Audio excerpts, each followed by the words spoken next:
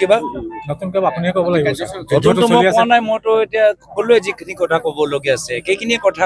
নাই কাৰ্যসূচী সন্দৰ্ভত মই মানে ক'বলৈ বিচাৰোঁ যে যদিও মই প্ৰদেশ কংগ্ৰেছৰ সভাপতি হৈছোঁ নিজৰ লোকসভা সমষ্টিৰ প্ৰতি মোৰ দায়বদ্ধতা আছে সেইখিনি কথা মই পাহৰি যোৱা নাই আৰু সেই কাৰণে চৰাইদেউ জিলাত প্ৰায় 2 দিন আমি থাকি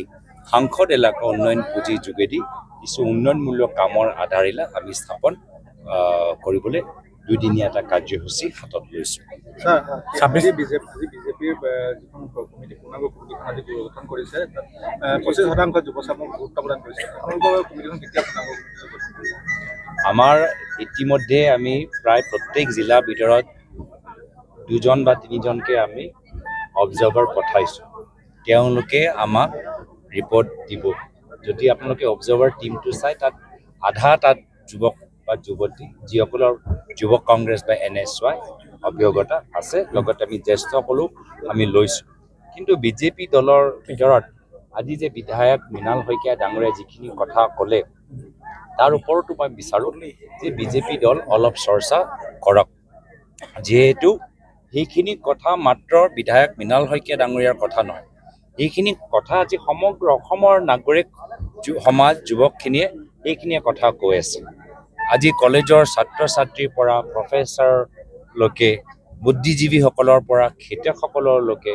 আজি সকলোৱে অসমৰ ভৱিষ্যতলৈ শংকিত আৰু সেইকাৰণে আজি বৰ্তমান বিজেপি চৰকাৰে কি কৰিছে যে তেওঁলোকে আমাৰ থলুৱা মানুহৰ মাটি কিনি ক'ৰবাত নিজৰ ৰিজৰ্ট বনাইছে বা বাহিৰৰ উদ্যোগপতিসকলক বিক্ৰী কৰি থৈছে আৰু থলুৱা ৰাইজখিনি যে মাত নামাতে তাৰ বাবে গাঁৱৰ ভিতৰত মদৰ দোকান খুলি দিছে তাৰ ভিতৰত মহিলাখিনি 1000 টকা দি দিছে তাৰ ভিতৰত বয়োজ্যেষ্ঠসকলক পুলিচৰ ভয় দেখাই দিছে যাৰ ফলত যে ৰাইজ নিমাত হৈ থাকে তো আমি অসমৰ পৰা কি উৎপাদন কৰিম আমাৰ অসমৰ পৰা বাহিৰলৈ পঠোৱা আমাৰ কি এক্সপৰ্ট থাকিব আমি অসমৰ পৰা আমাৰ মেধাৱী ছাত্ৰ ছাত্ৰীসকলক অন্য ৰাজ্যৰ ছাত্ৰ ছাত্ৰীসকলৰ লগত কেনেদৰে প্ৰতিযোগিতাৰ বাবে আমি তৈয়াৰ কৰিম এইখিনি প্ৰশ্ন যে মানুহৰ মনত নোসোমায় তাৰ বাবে তেওঁলোকে হিমন্ত বিশ্ব শৰ্মা ডাঙৰীয়া ৰণকৌশল তৈয়াৰ কৰিছে কিন্তু মই ভাবোঁ যে যিখিনি কথা আজি মৃণাল শইকীয়া ডাঙৰীয়া কৈছে এইটো খালি মৃণাল শইকীয়াৰ কথা নহয় অসমৰ ৰাইজৰ কথাখিনি সেয়ালৈ চিন্তিত আমিও চিন্তিত আজি নতুনকৈ কোনোবা জইন কৰিছে নেকি ছাৰ আমাৰ নতুনকৈ নহয় আমাৰ দলৰ পৰা বহুত সময় আমাৰ দলৰ লগত থকা এজন ব্যক্তি দাদুল বৰা ডাঙৰীয়া যোৱা লোকসভা নিৰ্বাচনত হিমন্ত বিশ্ব শৰ্মা ডাঙৰীয়া যথেষ্ট হেঁচাত তেওঁ আমাৰ দলটোক এৰিবলৈ বাধ্য হ'ল কিন্তু এতিয়া সেই তেওঁলোকৰো কি কয় সাহস বৃদ্ধি পাইছে কংগ্ৰেছ দলৰ শক্তি চাই আজি তেওঁলোকৰ সাহস পায় বিজেপি দলটোক ত্যাগ কৰি আজি তেওঁলোকে নিজৰ ঘৰলৈ উভতি আহিছে নিশ্চয় বহুতে যোগাযোগ কৰি আছে বিজেপি মানুহবোৰৰ যোগাযোগ আছে কিন্তু আমাৰ কথাটো হ'ল যে আজিৰ তাৰিখত আমি কংগ্ৰেছ দলটোক আৰু শক্তিশালী কৰিব লাগে বাৰম্বাৰ কৈছোঁ যে খিলঞ্জীয়া বড়ো কাৰ্বি ৰাভা আদিবাসী মিচিং অসমীয়া মানুহৰ মাটি সংৰক্ষণ কৰিবলৈ ফৰেষ্ট ৰাইট এক্ট সংবিধানটো বচাবলৈ হ'লে এবাৰ কংগ্ৰেছ ৰণত নামিছে আৰু এবাৰ যুঁজ এখন হ'ব চৰকাৰ হ'বনে 26ত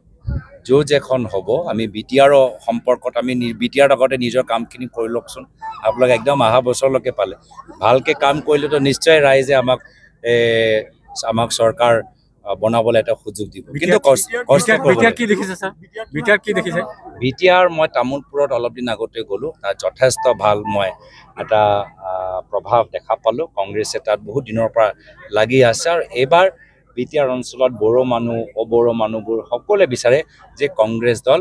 আগতকৈ আৰু বেছি শক্তিশালী হওক গৰু গাহৰি হাঁহ ছাগলী কুকুৰা আদিৰ বাবে জনপ্ৰিয় দানাৰ নামটোৱেই হ'ল বিয়ম বিয়ম এই অসমৰ উদ্যোগ গতিকে বিতৰকসকলে অতি শীঘ্ৰেই বিয়ম উদ্যোগৰ লগত যোগাযোগ কৰক